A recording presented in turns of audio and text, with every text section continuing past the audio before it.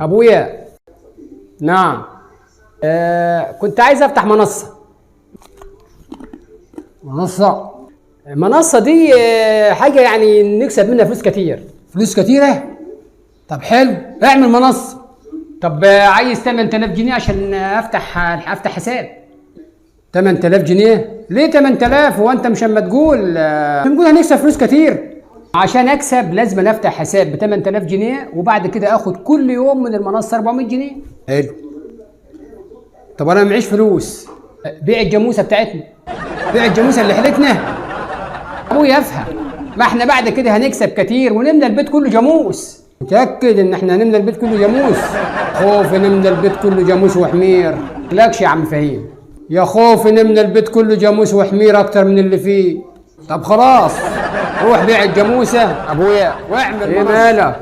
وشك حزين يعني؟ المنصة مالها؟ المنصة قفلت، طلعت نصب وفلوسنا راحت. يا خراب بيت ابوك، المنصة راحت والجاموسة راحت. الجاموسة والحمير كله راح. الجاموسة والحمير. متأكد ان الحمير كمان راحت؟ يا ريت، ما هو لو الحمير راحت ما كناش وصلنا للي احنا فيه يا حمار يا ابن الحمار.